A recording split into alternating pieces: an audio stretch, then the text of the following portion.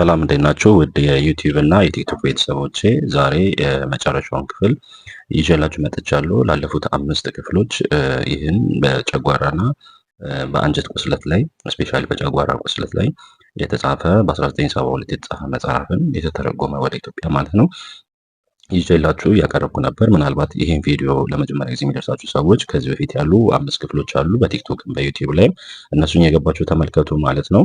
ከዛ ውጪ በጨጓራ ቁስለት፣ በአንጀት ቁስለት፣ በአይቢኤስ አይቢዲ በምንለው ክሮንስ ዲዚዝ፣ በሃይፖታይሮዲዝም፣ ሃይፐርታይሮዲዝም በእነዚህ የምትቸገሩ ሰዎች፣ በስኳር በደም ግፊት የተቸገራችሁ ያላችሁ ያው በሀገር ውስጥም ከሀገር ውጭም ላላችሁ የ3 ወር ፎሎአፕ ፕሮግራም አዘጋጅተናል። ስለዚህ በዚህ ስልክ ቁጥር ዋትሳፕ ላይ ኮሚኒኬት እያደረጋችሁን ፎሎአፕን መጀመር የምትችሉ መሆኑን እገልጻለሁ።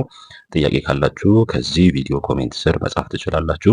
ሕክምና ለማግኘት ግን ዋትሳፕ ላይ ብትጽፉልኝ መመለስ ነው የሚሆነው ማለት ነው። ለዚህ ፔጅ አዲስ የሆናችሁ ሰብስክራይብ እንዲሁም ደግሞ ላይክ አድርጉ። እንዲሁም ቪዲዮን ከወደዳችሁት ለብዙ ሰዎች እንዲዳረስ ሼር አድርጉት። ምዕራፍ 8 ይላል ተጨማሪ የአመጋገብ ምክሮች ነጭ ሽንኩርት ይላል።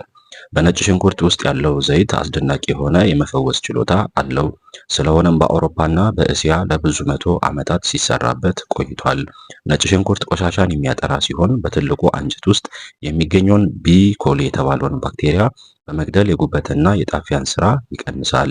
ነጭ ሽንኩርት የምግብ ፍላጎት ይከፍታል። የደምን ኃይለኛ ግፊት ይቀንሳል። ደም እንዳይረጋ ይከላከላል። የሰውነትን የመተንፈሻ ክፍሎች ይፈውሳል። ነርቮችን ያነቃቃል። ለተቅማጥ ይረዳል። ሆድ በጋዝ ሲወጠር ይፈውሳል። ነጭ ሽንኩርት የአንጀት ጉዳት እንዳይደርስበት እጅግ በጣም ጠቃሚ እንደሆነም የታወቀ ነው። ድንች ዶክተር ናይ በአየርላንድ ውስጥ ድንች አዘውትሮ መብላት የተወደደ ስለሆነ በዚህ አገር የጨጓራ ቁስለት ያልታወቀ መሆኑን ይናገራሉ። የጨጓራ በሽታ ያለባቸው ሰዎች በቀን 2 ጊዜ ድንች ቢበሉ ጥሩ እንደሆነ ተናግረዋል። የተፈጨ ድንች በቁርስና በምሳ መካከል ወይም እንደ መቅሰስ ሆኖ በወተት ሊበላ ይችላል። ድንች ቫይታሚን ሲ እንዲሁም መጠነኛ ማዕድኖች አለው። ምግብነቱ እንዳይቀንስ ከነቆዳው መቀቀል አለበት። ምንም እንኳን ድንች የስታርች ምግብ ቢሆንም በፋብሪካዎች ተጣርቶ ከሚወጣው ስታርች ጋር እንደ አንድ ሆኖ መቆጠር የለበትም። ቡና፣ ሻይ፣ ሲጋራ እና አስፕሪን። ቡና መጠጣት በጨጓራ ውስጥ ምግብ ሳይኖር አሲድ እንዲፈስ ያደርጋል። ይህ በተደጋጋሚ ከተፈጸመ ለጨጓራ ቁስል መንገድ ትከፍታላችሁ። ብዙ ጊዜ አንደኛው ከታካሚዎች ጋር ያው እንትን የሚኖረው ቡና ማቆም ላይ በጣም ብዙ ሰዎች ቅር ይላቸዋል። ስለዚህ እዚህ ጋር በደንብ በግልጽ ነው ያስቀመጠው። ቡና አንደኛ ሜታቦሊዝም ማድረግ የማይችሉ ሰዎች አሉ። ይህን ከዚህ በፊት የሰራሁት ቪዲዮ አሉ ቲክቶክ ላይ የቆየ ቪዲዮ ነው፣ ገብታችሁ ማየት ትችላላችሁ። ከዛ ውጭ ግን ቡና በራሱ ከጨጓራ ጋር ደግሞ በተያያዘ ችግር የሚያመጣው ምንድን ነው? እዚህ ላይ በደንብ ነው የሚገልጸው፣ ደግሜ አነብላችኋለሁ። ስለዚህ ውሳኔው የእናንተ ነው የሚሆነው ማለት ነው። ቡናን ሻይን እናንተ እንግዲህ በዚህን ካያችሁ በኋላ በእርግጠኝነት ሻይ በተለይ ይሄ ጥቁሩ ሻይ አሁን በተለምዶ የምንጠጣው ነው። ሌሎች አረንጓዴ ሻይ እንደ ጦስኝ የመሳሰሉት ከምግብ በኋላ አልፎ አልፎ የምንጠቀማቸው ያን ያህል ችግር የለውም። ነገር ግን በተለይ እየዳነ ከመጣ ጨጓራው ማለት ነው። ግን ያልዳነ ጨጓራ ላይ መጠቀሙ ከሆነ እጅግ አደገኛ ነው የሚሆነው። ቡና ግን እዚህ ላይ በደንብ ገልጾታል። ስለዚህ ቡና መጠጣት በጨጓራ ውስጥ ምግብ ሳይኖር አሲድ እንዲፈስ ያደርጋል። ይህ በተደጋጋሚ ከተፈጸመ ለጨጓራ ቁስል መንገድ ትከፍታላችሁ። ሻይ የሚወዱ ሰዎች በቂ ወተት ጨምሮ ቀጭን ሻይ ያለ ስኳር ሊጠጡ ይችላሉ። ከመጠን በላይ ሲጋራ ማጨስ ወደ ሰውነት የሚገባን ቫይታሚን ሲ ያጠፋል። ስለዚህ ጨጓራ ደካማ ይሆናል። ዶክተር ማክ ኮርሚክ በተናገሩት መሰረት አንድ ሲጋራ የሰውነትን 25 ሚሊግራም ቪታሚን ሲ ያጠፋል። አስፕሪን አዘውትሮ መውሰድ ጨጓራን በመቆርቆር ከጊዜ በኋላ የጨጓራ ቁስል ያመጣል። ቁስሉ ከዳነ በኋላ ዶክተር ኪግሌይ የጨጓራ ቁስል የዳነላቸው ሰዎች በፋብሪካዎች ታሽገው የሚሸጡ ምግቦችን እንዳይበሉ ይመክራሉ። ምግቡ በሙቀትና በጊዜ ብዛት ብዙ ቪታሚንና ማዕድኖች ይባክኑበታል። ዶክተሩ ስኳር ቀስ በቀስ የሚገድል መርዝ ነው ብለዋል። የጨጓራ ህመም ያለባቸው ሰዎች ከፍርኖ ዱቄት የተሰሩ ነገሮችን ኬክ፣ ፓስታ፣ ዳቦ መብላት እንደማይገባቸው ተናግረዋል። እዚህ ጋም በጣም ሜን ፖይንት መያዝ ያለባችሁ ነው። ብዙ ጊዜ አንደኛው ከምለው በተለይ ጨጓራ ህመም ያለባቸው ሰዎች በፍጹም እነዚህ ከፍርኖ ዱቄት ጋር ተያይዘው የሚሰሩ ነገሮችን ስፔሻሊ ስንዴ ራሱ በጣም ለረጅም ጊዜ ማቆም ይኖርባቸዋል። ኢቨን እንኳን ቁስሉ ከዳነ በኋላ እነዚህ ምግቦች ሙሉ ለሙሉ መውሰድ አይገባችሁም ማለት ነው። የምትወስዱ ግን ከሆነ ከሌላው ሰው በተለየ ባይዘዌ ሌላውም ሰው እነዚህን አብዝቶ የሚበላ ከሆነ ለጨጓራም ለተለያዩ ለደም ግፊት ማጋለጡ አይቀርም። ነገር ግን ስፔሻሊ ግን ቁስል ኖሮባችሁ ድኖ ወደ እነዚህ ምግቦች መልሳችሁ የምትመለሱ ከሆነ ግን ከሌላ ሰው በተለያየ በፍጥነት ህመሙ ሊመመለስ ቻንስ ይኖረዋል ማለት ነው። ስለዚህ እነዚህ ምግቦች ኮምፕሊትሊ እነ ኬክ፣ እነ ፓስታ፣ እነ ዳቦ፣ መኮረኒ፣ ፓስታ የመሳሰሉትን ሙሉ ለሙሉ ማስወገድ ይኖርባችኋል ማለት ነው። ዶክተር ኬግሌይ የጨጓራ ቁስል የዳነላቸው ሰዎች መብላት የሚገባቸው ምግቦች ስጋ፣ ወተት፣ ፍራፍሬ፣ አትክልት፣ እንቁላል፣ አይብ፣ አሳና ያልተፈተጉ ጥራጥሬዎች ናቸው። ቁስሉ ጨርሶ ከዳነ በኋላ በየቀኑ 1 ኪሎ ፍራፍሬዎች መብላት ጥሩ እንደሆነም ተነግረዋል። የማይቀቀሉ ቅጠላቅጠሎች የተሻሉ ናቸው። በየቀኑ ስጋ ማግኘት ያስፈልጋል። ጨው በአብዛት ጥሩ አይደለም። የዚህን ሁሉ ምክንያት ሲያስረዱ ዶክተር ኬግሌይ እንዲህ ብለዋል።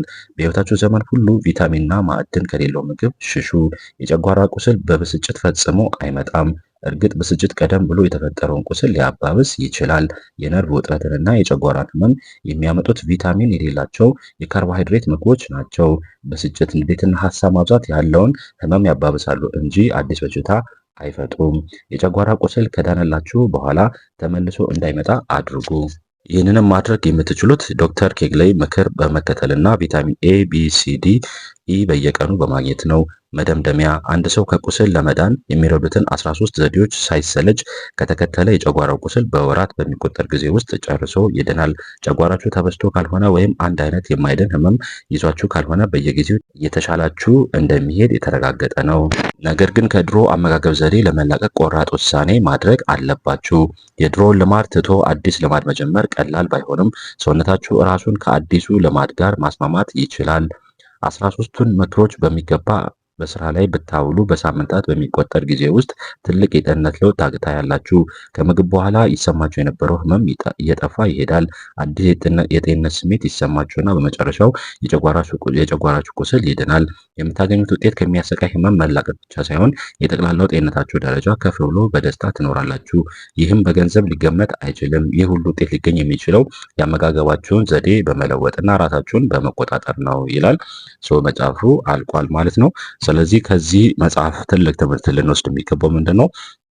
የጨጓራ ቁስል በዋነኝነት የሚመጣው በዚህ መጽሐፍ እንደተነገረን ከህይወት ዘይቤ ወይም ደግሞ ከአመጋገባችን ጋር በተያያዘ ነው። ስትረስ፣ ንዴት፣ እነዚህ የመሳሰሉት የተወሰነ አስተዋጽኦ አላቸው። በተለይ ኦልሬዲ ጨጓራ ህመም ያለበት ሰው ላይ ያባብሳሉ፣ አንዳንዴም ሊቀሰቅሱ ይችላሉ። ነገር ግን ከዛ በላይ ግን ትልቁን ቦታ የሚይዘው ግን የህይወት ዘይቤያችን ነው ወይም ደግሞ አመጋገባችን መሆኑን በደንብ ይገልጻል ማለት ነው። ስለዚህ ከዚህ በፊት እንደነገርኳችሁ እኛ ጋርም ስትመጡ ብዙ ጊዜ አንዳንድ ሰዎች አንድ የሚዋጥ መድኃኒት የምንሰጣቸውና ያንን ሙሉ ለሙሉ የሚያጠፋ ይመስላቸዋል። ዛሬም ደግሜ እነግራችኋለሁ፣ በዛ ቪዲዮም ገልጬዋለሁ። ጨጓራን የሚያድን ዓለም ላይ የተሰራ ምንም አይነት መድኃኒት የለም። መድኃኒቶቹ ጨጓራ ለተወሰነ ጊዜ አሲዱን በመቀነስ ለማስታገስ የተሰሩ ናቸው ማለት ነው። ነገር ግን እነዚህ መድኃኒቶች ለረጅም ጊዜ የምንወስዳቸው ከሆነ የጨጓራ አሲዳችንን ሙሉ ለሙሉ በመቀነስ ከላይ ለተወሰነ ጊዜ ህመሙን ሊያጠፉ ይችላሉ። ነገር ግን ውስጥ ለውስጥ ቁስል ካለ ሌሎች ነገሮችንም እያባባሱ ይሄዳሉ ማለት ነው። በዚህ ምክንያት ሰዎች አይታችሁ ከሆነ ለረጅም ጊዜ 10 ዓመት 20 ዓመት እነዚህ መድኃኒቶች እየወሰዱ ነገር ግን ህመማቸው እየባሰ ይመጣል ማለት ነው። ስለዚህ ዋነኛው መፍትሄ መድኃኒቶቹን ምናልባት ለአጭር ጊዜ ህመም ካለ መውሰድ ይቻላል። ከዛ ውጭ ግን እነዛን እንደጨረሳችሁ ግን ቀጥታ የህይወት ዘይቤያችሁን ማስተካከል ይኖርባችኋል ማለት ነው። የዋነኛው ስራችሁ የሚሆነው ካርቦሃይድሬት የበዛባቸው ምግቦችን በህይወታችሁ ማስወጣት ነው፣ ለአንዴና ለመጨረሻ ጊዜ ማለት ነው። ከዛ ውጭ ግን እዚህ መጽሐፍ ላይ በተገለጹ ከዚህ በፊት ባለመኩላችሁ መንገድ ምግባችሁን አሬንጅ ማድረግ ያስፈልጋል ማለት ነው። በተለይ ግን ከ2 ዓመትና ከዛ በላይ ቆየ ጨጓራ ያላችሁ ሰዎች ኖርማሊ ይሄ መጽሐፍ በማንበብ ብቻ ሙሉ ለሙሉ ለማስተካከል እጅግ ትቸገራላችሁ። ያው እዚህ ላይ ያለውን በመጠቀም ብቻ የፕሮግሬሽን ልታገኙ ትችላላችሁ እንጂ ሙሉ ለሙሉ ለውጥ ማግኘት ከባድ ነው የሚሆነው። ስለዚህ የግድ የሐኪም እርዳታ ይህን የተረዳ የግድ እኔ ጋር መምጣት የለባችሁም። ነገር ግን ይህንን የተረዳ ሐኪም ጋር ሄዳችሁ ህክምናችሁን ማከታተል ይኖርባችኋል ማለት ነው። ምክንያቱም እያንዳንዱ ዳይትሪ ፕላናችሁ ተስተካክሎ ከዛ ውጭ ደግሞ ከነዚህ እዚህ ላይ ከተጠቀሱት ቫይታሚኖች በፊት የግድ መጀመሪያ አንጀታችሁ ጨጓራችሁ መስተካከል ይኖርበታል። ምክንያቱም አንጀታችሁ የተጎዳ ጨጓራ ያለበት ሰው አብዛኛው አንጀት የተጎዳ ስለሆነ አንጀቱ መጀመሪያ በፕሮባዮቲኮች መስተካከል ይኖርበታል። ያ ከተስተካከለ በኋላ ቪታሚኖችን ብትወስዱ ግን ኮምፕሊትሊ ሰውነታችሁ አክሰፕት ስለሚያደርገው ሂሊንግ ፕሮሰሱን የሚያፋጥልላችሁ ነው የሚሆነው ማለት ነው። ከዚህ በፊት በዚህ ቪዲዮ መጀመሪያ እንደገለጽኩላችሁ በዛ ስልክ ቁጥር በእነዚህ ትላልቅ ህመሞች በአይቢኤስ፣ አይቢዲ፣ በፒዩዲ በምንለው እንዲሁም ሌሎችም ኤሮጂቭ ጋስትራይተስ በሌሎችም የምትሰቃዩ ሰዎች ኮሚኒኬት አድርጉኝ ዋትሳፕ ላይ እየተነጋገርን እያመሰገንን ሕክምናችሁን መጀመር ትችላላችሁ ማለት ነው። ከዛ ውጭ ግን ቀለል ያለ ህመም ያላችሁ ግን እዚህ መጽሐፍ ላይ ያሉትን ነገሮች የገለጽኳቸውን አይታችሁ መጠቀም ትችላላችሁ። ከዛ ውጭ ዩቲዩብ ላይም ከዚህ በፊት የገለጽኩት የካቤጅ ጁስ አለ። እሱንም አይታችሁ መጠቀም ትችላላችሁ። ቀለል ያለ ህመም ያላችሁ ነገር ግን የቆየና ሲሪየስ ህመም ካላችሁ ግን የግድ ፎሎ አፕ የሚያስፈልጓችሁ ነው የሚሆነው ማለት ነው። ለዚህ ፔጅ አዲስ የሆናችሁ ሰብስክራይብ፣ ላይክ እንዲሁም ደግሞ ሼር አድርጉ። በቀጣይ በሌሎች ቪዲዮዎች እንገናኛለን። መልካም ጊዜ